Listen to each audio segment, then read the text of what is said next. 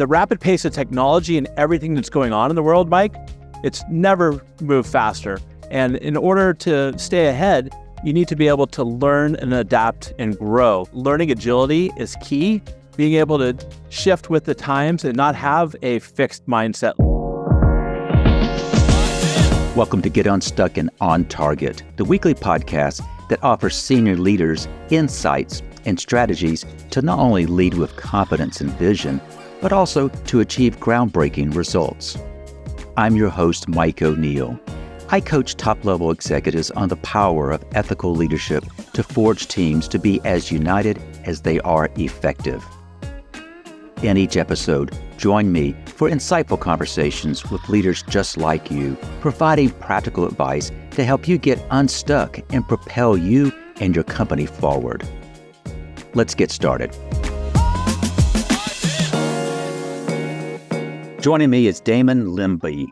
Damon is a best-selling author, not once, but twice, and the host of the Learnit podcast.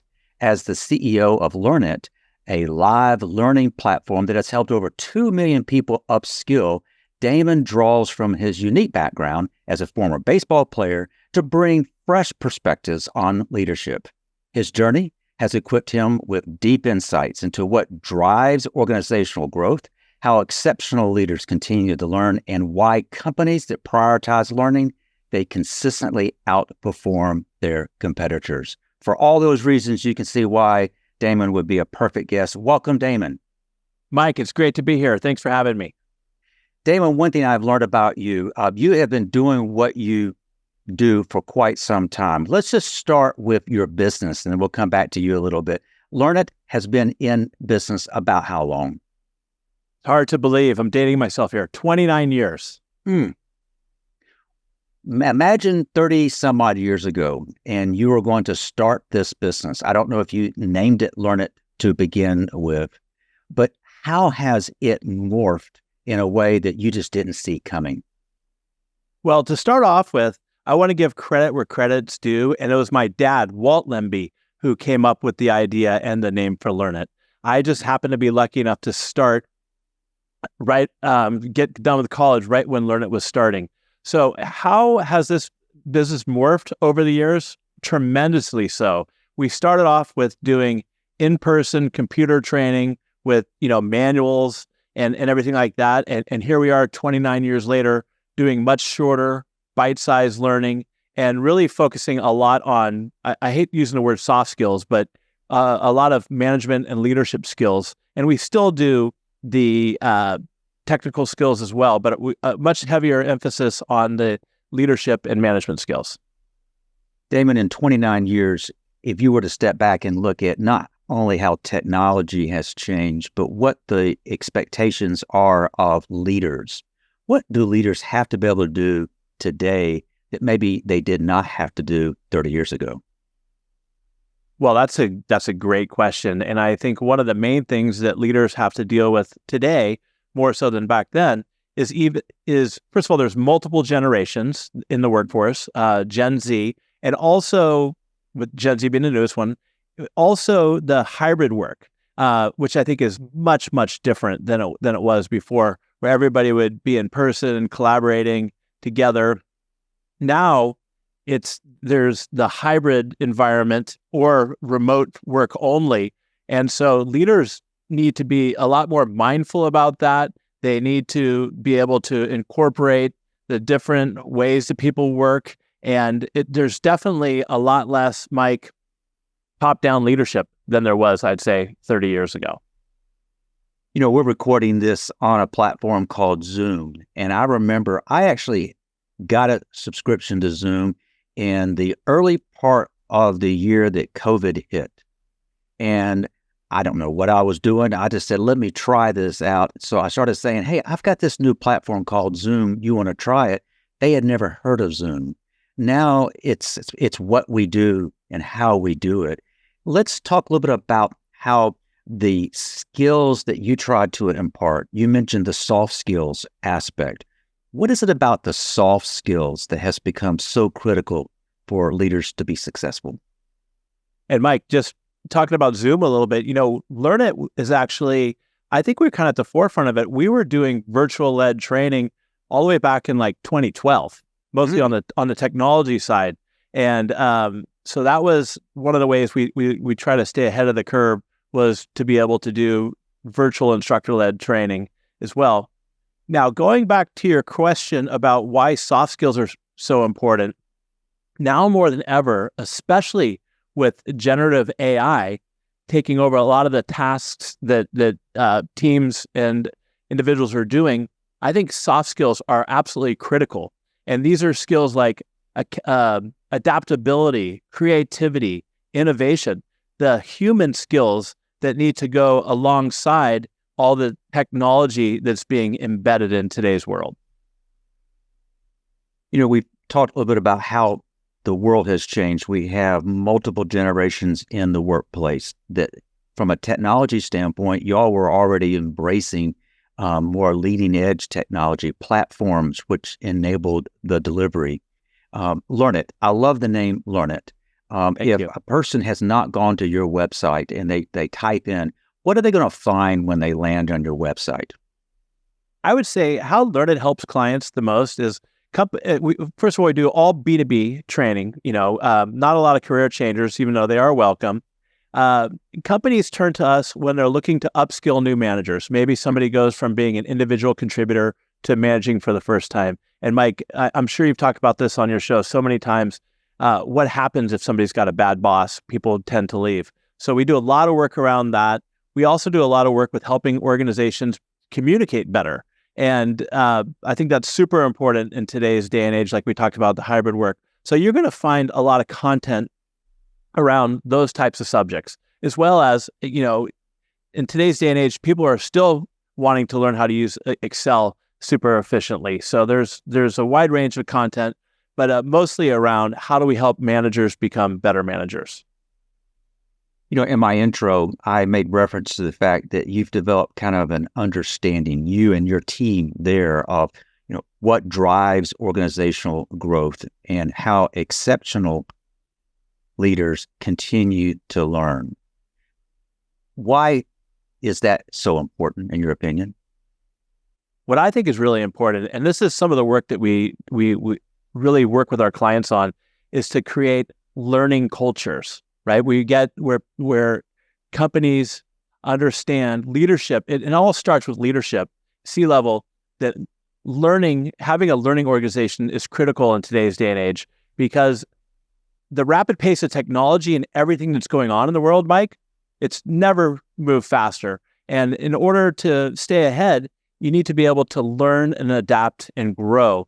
And that's why I really think that learning agility is key, being able to shift with the times and not have a fixed mindset like, here's how we've always done things, and this is the way we're going to continue to do it.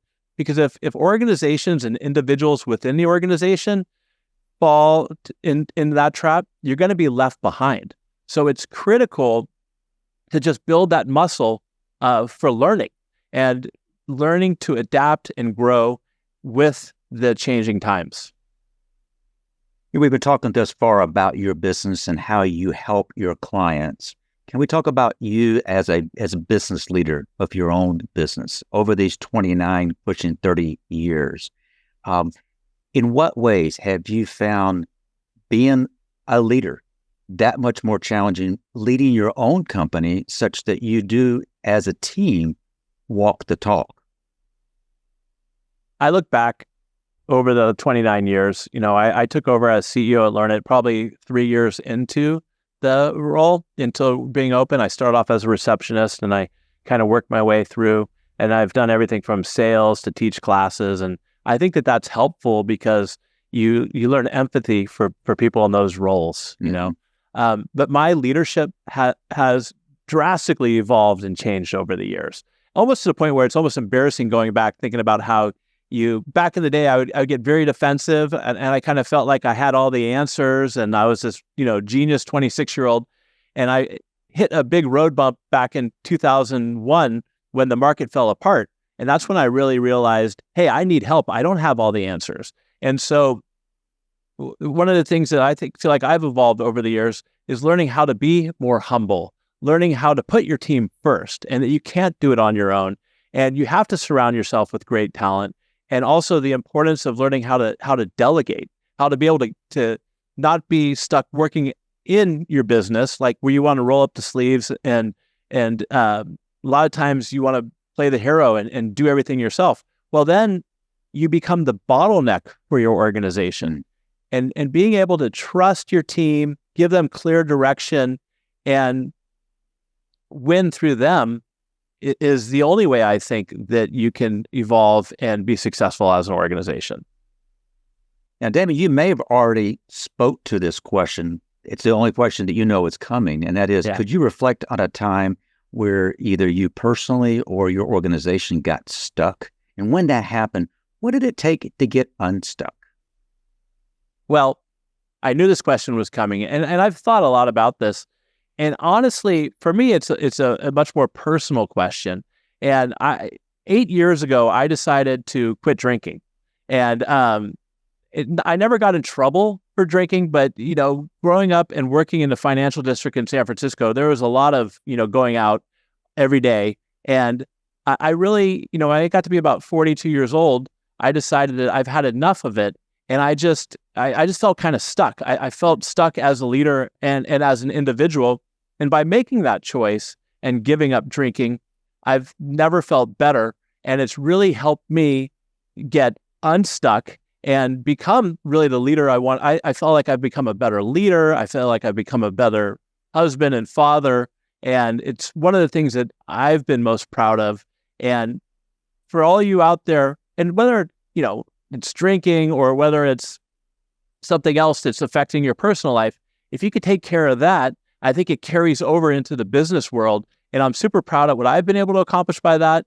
And I think it's really helped Learnit evolve and grow over the years too, being able to refocus that energy into becoming a better leader and just sharper. Damon, I appreciate you sharing that being a personal example. You mentioned a few minutes ago about the importance of humility. I've already had opportunity to spend some time with you. I pick up on that. I'm also sensing some transparency about you. Is that something that you try to do to be a more open and approachable? 100%. I've always been of the opinion, Mike, you get what you get, and why try to be somebody else? Because especially as a leader, I think it's critical because your team trust is so important. And in order to get trust, you have to earn trust. And if you're authentic and you are who you are, and you're not afraid to admit that you make mistakes and that you can learn from those mistakes, I think that's just the way to go. And that's just kind of how I've always been. You get what you get with me. I'm not going to try to be somebody that I'm not. And I think it's just so hard to keep up with all that when you're trying to fake who you are. It takes too much energy. And I'm like, confident in who I am as a person. I don't have all the answers. I want to surround myself with great people. And I think it's super important. And Mike, transparency is also critical in times like these where you're leading through uncertain times. Mm-hmm. I think it's important. It's as important as possible to be as transparent with your team.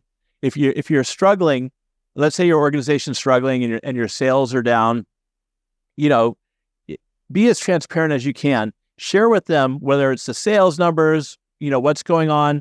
Because if you're not transparent with your team, they start making things up in their mind, right? Mm-hmm. And typically what they make up in their mind, I find, is a lot worse than things actually are.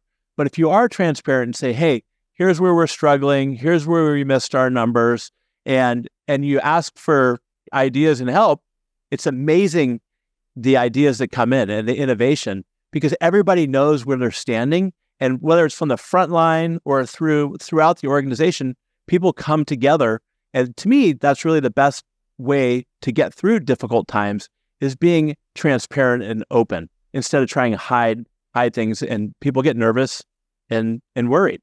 Prior to me hitting the record button, you shared with me that you had listened to an episode or two, and if it was a more recent one, regular listeners would hear me make reference to the criticality of authenticity. What is it about authenticity that's so hard for leaders to kind of come to terms with?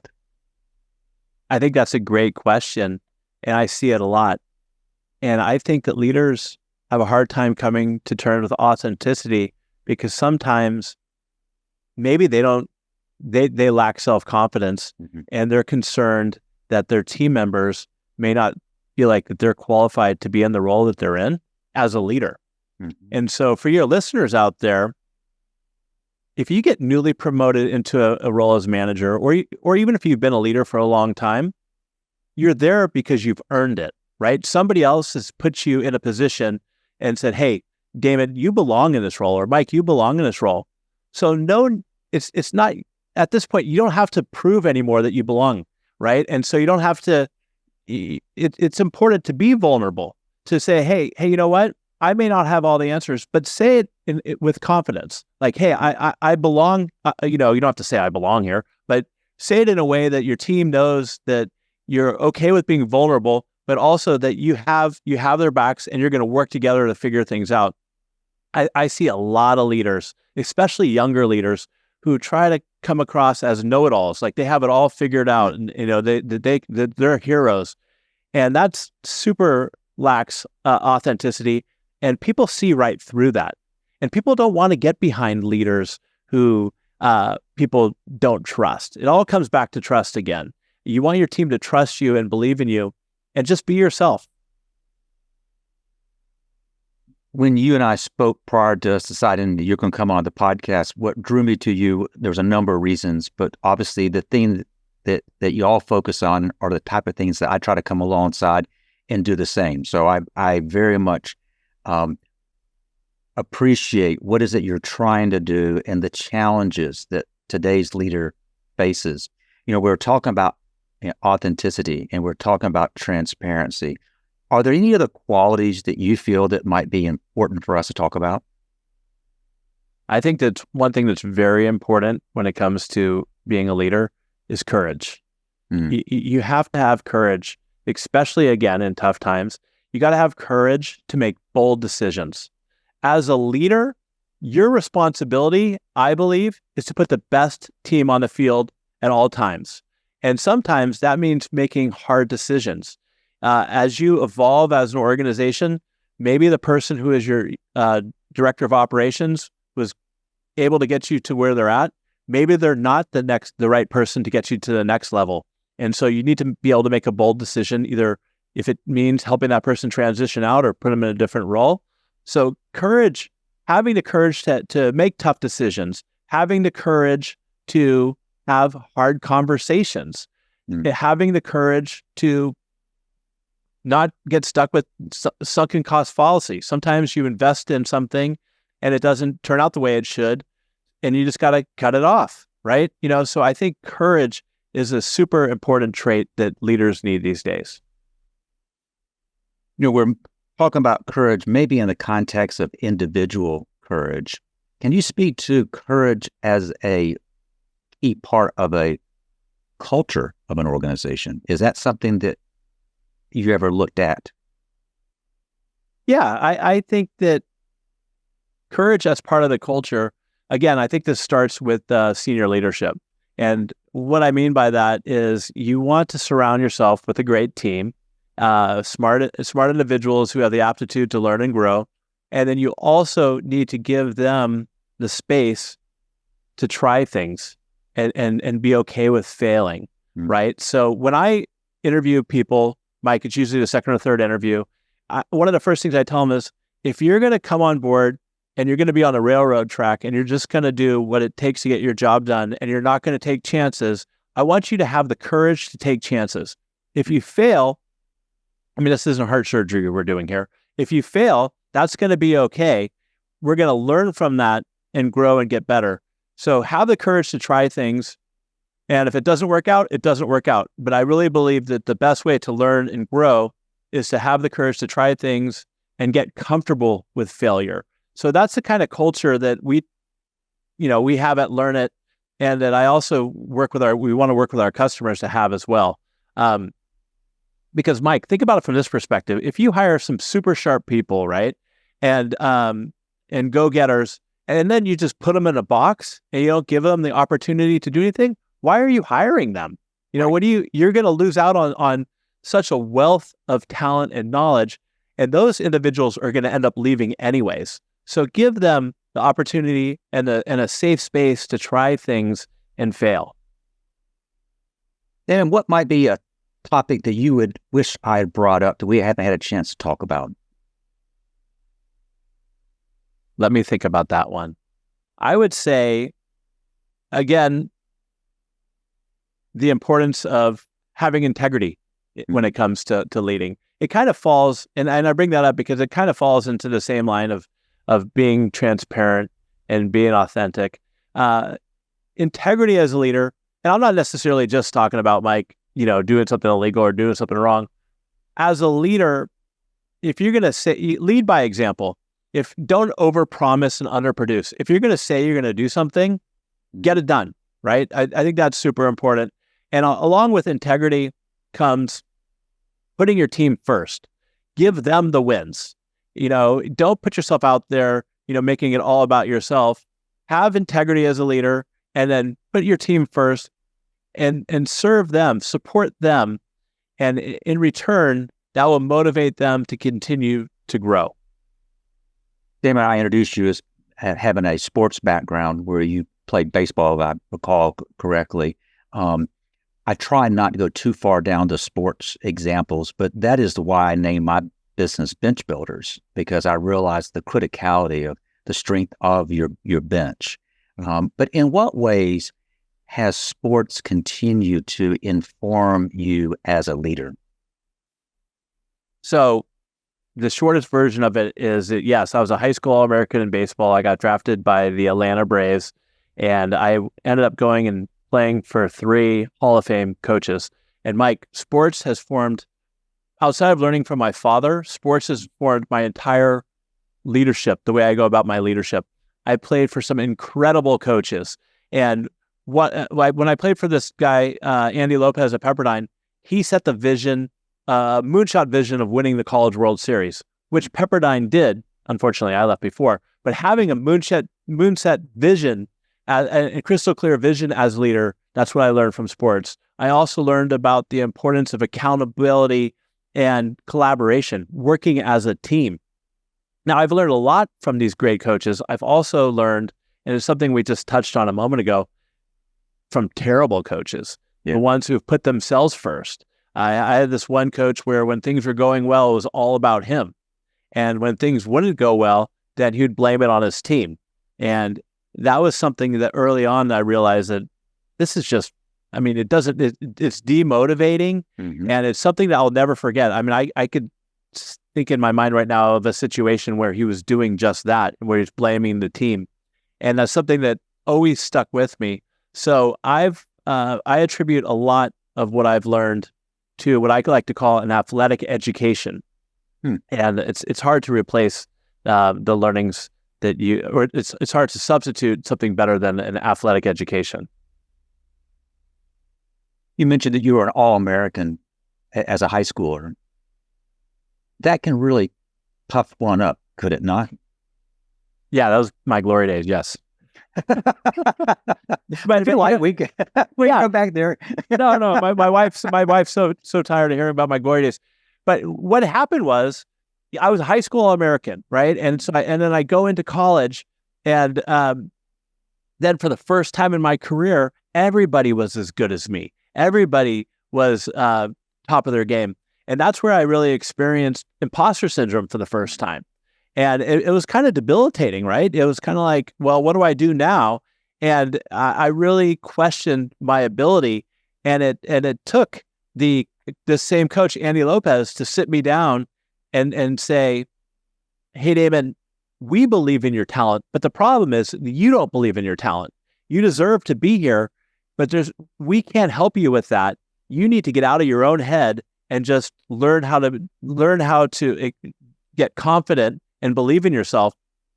And I wish that I could immediately say that I turned things around. I didn't. I left.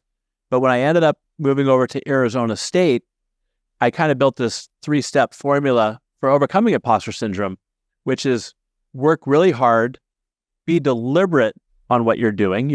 It's easy to get sidetracked, but really focus in on what you're doing and then learn and let go. So in baseball, if I needed to become a better fielder, I took more ground balls than everybody else. And I really focused on it. And then when the game started, I didn't worry about if the ball was going to be hit to me. I put in the work and I just did my best. And the same goes for business. If you're struggling with public speaking, practice, work hard, practice. But when it's time to step on stage, Mike, stop worrying about the techniques and everything that goes along with it. Just give it your best, because I think sometimes, or a lot of times, we're too hard on ourselves. Yeah. We're too hard on ourselves. Just know that you went out there and you gave it your best. And if you fall flat on your face, who cares? Learn from that experience and maybe give yourself a pat on the back that you actually went out there and stuck your neck out there and you had the courage to try, because there's so many people out there who don't even have that courage, right, to do so, right? They're going to sit in the background and make excuses. So I think that that's another thing that I really learned from baseball was, going out there and really trying and not being too hard on yourself and learning and growing. Damon, we've had a conversation that's been pretty far-ranging, but there's been some recurring themes. But if you want to take a moment and say, these are things I would like our viewers and listeners to have as takeaways, what might those be? So for you viewers and listeners out there, what I like to say is, look, if I can do it, you can do it. I've led a team for 30 years, and I didn't get a fancy degree from, MIT or Harvard. And it's okay if you did, right? But at the end of the day, what we talked about today, Mike, and what I want to get across to your listeners is that leadership is all about the work you put into it. And it's always evolving. I like to say great leaders aren't born or made, they're constantly in the making. So if you put in the effort, if you're authentic, like we talked about, if you're transparent, and you're not afraid to admit that you don't have all the answers, that's what I think takes to be super successful as a leader. And that is never finished. There's always more to learn and grow. That was a powerful recap. Damon, before we wrap up, I've got a question for the leaders in the audience, and that is, why do people choose to follow your lead? Is it out of obligation, or do they truly believe in your vision? Leadership thrives on clarity and confidence. It's not just about holding authority. It's about creating practical solutions that drive real bottom line results. I'm an executive coach. I help leaders achieve bottom line impact and become the kind of leaders that people want to follow. At Bench Builders, we provide personalized strategies using Fortune 500 insights to help you make meaningful progress towards your goals. So my challenge, lead in a way that draws people to your vision, not out of obligation, but because they really are genuinely inspired. This is how you unlock your full leadership potential. I invite you to visit bench-builders.com to learn more about how we can support your leadership journey. Damon, as expected, your insights have been very, very invaluable. Thank you for joining us. Thanks for having me here, Mike. Now, if listeners want to engage with you or have questions, how can they reach out to you? Well, first of all, I hope they check out our podcast, the Learn It All podcast. Connect with me on LinkedIn. I'm very active on LinkedIn. And if you go to the Learnit website and you find a class that you want to take, whether it's emotional intelligence or Excel, shoot me a message on LinkedIn and I'll send you a code for a free class. Oh, what a great offer. It's on LinkedIn that you and I first crossed paths. So again, thank you. I want to thank you, and I want to give a big shout out to the subscribers for tuning in. And I hope that this discussion provides you with insights to help you get unstuck and on target. Thank you for joining us for this episode of Get Unstuck and On Target. I hope you've gained insights to help you lead with confidence and drive your organization forward. Remember, at Bench Builders, we're committed to your success, your leadership excellence, and your strategic growth. If you've enjoyed our conversation today, please leave a review, rate, and subscribe to keep up with our latest episodes. This show really grows when listeners like you share it with others. Who do you know who needs to hear what we talked about today? Until next time, I encourage you to stay focused on the target and continue to break new ground on your leadership path.